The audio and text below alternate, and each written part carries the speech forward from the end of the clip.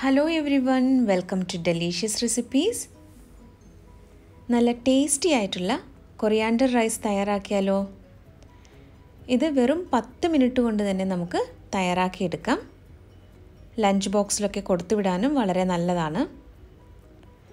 അപ്പോൾ നല്ല രുചികരമായിട്ടുള്ള മല്ലിയില ചോറ് എങ്ങനെയാണ് തയ്യാറാക്കുന്നതെന്ന് നോക്കാം. ഇതിനു വേണ്ടിയിട്ട് ആദ്യം കുറച്ച് ചേരുവകൾ മിക്സിയിലൊന്ന് അരച്ചെടുക്കാനുണ്ട്. അപ്പോൾ ഒരു മിക്സിയുടെ ജാറിലേക്ക് 3 പച്ചമുളകാണ് ഞാൻ ചേർത്തത്. 1/2 ടീസ്പൂൺ ചെറിയ ജീരകവും കൂടി ചേർക്കാം. 1 ടീസ്പൂൺ ഇഞ്ചി വെളുത്തുള്ളിയാണ് ഇപ്പോൾ ചേർക്കുന്നത്. ഇനി ഇത് കൂടാതെ തേങ്ങ കൂടി ഇതിന് ആവശ്യമുണ്ട്. 4 ടേബിൾ സ്പൂൺ നിറയെ തേങ്ങ ചേർക്കുന്നുണ്ട്.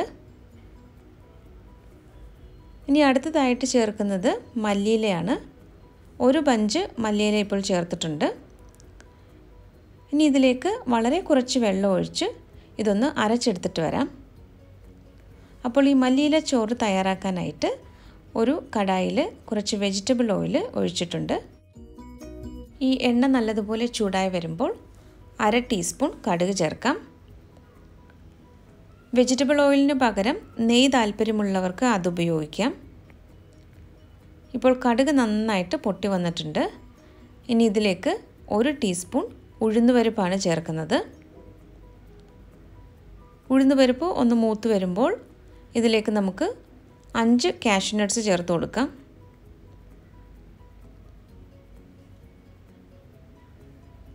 ഈ കാഷ്യൂ നട്ട്സിൻ്റെ കളറൊക്കെ ഒന്ന് മാറി വന്നിട്ടുണ്ട്.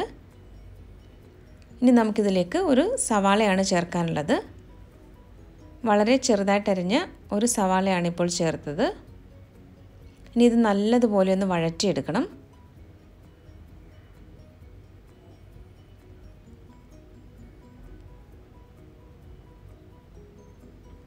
നമുക്ക് മിക്സിയിൽ അരച്ചെടുത്ത കൂട്ടിപ്പോൾ ചേർത്ത് കൊടുക്കാം. വളരെ കുറച്ച് വെള്ളം ഒഴിച്ചിട്ടാണ് ഇതൊന്ന് അരച്ചെടുത്തിരിക്കുന്നത്. ഇനി ഇത് നല്ലതുപോലെ ഒന്ന് മിക്സ് ചെയ്തെടുക്കണം. ഒരു 3 മിനിറ്റ് എങ്കിലും ഇത് നന്നായിട്ടൊന്ന് വഴറ്റിയെടുക്കണം. ഈ അരപ്പിൻ്റെ പച്ചമണമൊക്കെ നല്ലതുപോലെ മാറുന്നത് വരെ ഒന്ന് മിക്സ് ചെയ്തെടുക്കാം. ഇതിൽ തേങ്ങ കൂടി ചേർത്ത് അരച്ചതുകൊണ്ട് നല്ല ടേസ്റ്റ് ആയിരിക്കും ഈ ഒരു ചോറിന്. അപ്പോൾ തേങ്ങ ചേർക്കുന്നത് നിങ്ങൾ സ്കിപ്പ് ചെയ്യരുത്. റൈസ് റെസിപ്പികളുടെ പ്രത്യേകം പ്ലേലിസ്റ്റ് തയ്യാറാക്കിയിട്ടുണ്ട്. അപ്പോൾ ആ വീഡിയോകളൊക്കെ ഒന്ന് കാണുക. ട്രൈ ചെയ്ത് നോക്കിയിട്ട് ഫീഡ്ബാക്ക് കൂടി തരാനായിട്ട് മറക്കരുത്. ഇപ്പോൾ ആവശ്യത്തിനുള്ള ഉപ്പ് ചേർത്ത് നന്നായിട്ടൊന്ന് ഇളക്കി കൊടുക്കുകയാണ്.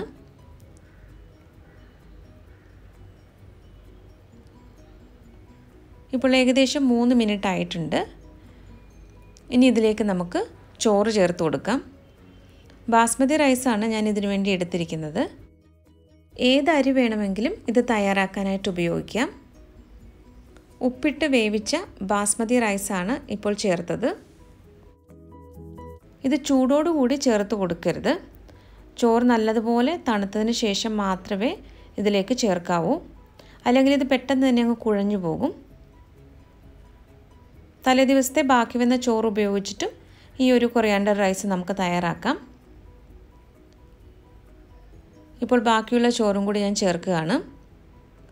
മൊത്തത്തിൽ 3 കപ്പ് വേവിച്ച ചോറാണ് ചേർത്തിരിക്കുന്നത്. അങ്ങനെ നല്ല രുചികരമായിട്ടുള്ള കൊറിയാണ്ടർ റൈസ് ഇവിടെ റെഡി ആയിക്കൊണ്ടിരിക്കുകയാണ്. അപ്പോൾ 2-3 മിനിറ്റ് നമുക്കിതൊന്ന് മിക്സ് ചെയ്തെടുത്തു കഴിഞ്ഞാൽ ഈ കൊറിയാണ്ടർ റൈസ് ഇവിടെ റെഡിയാകും. അപ്പോൾ ഇന്നത്തെ ഈ റെസിപ്പി എല്ലാവർക്കും ഇഷ്ടമായെന്ന് കരുതുന്നു. റെസിപ്പി ഇഷ്ടമായാൽ ഡെലിഷ്യസ് റെസിപ്പീസ് ചാനൽ കൂടി ഒന്ന് സബ്സ്ക്രൈബ് ചെയ്യണം. അപ്പോൾ മറ്റൊരു നല്ല റെസിപ്പിയുമായിട്ട് വീണ്ടും വരാം. Thank you.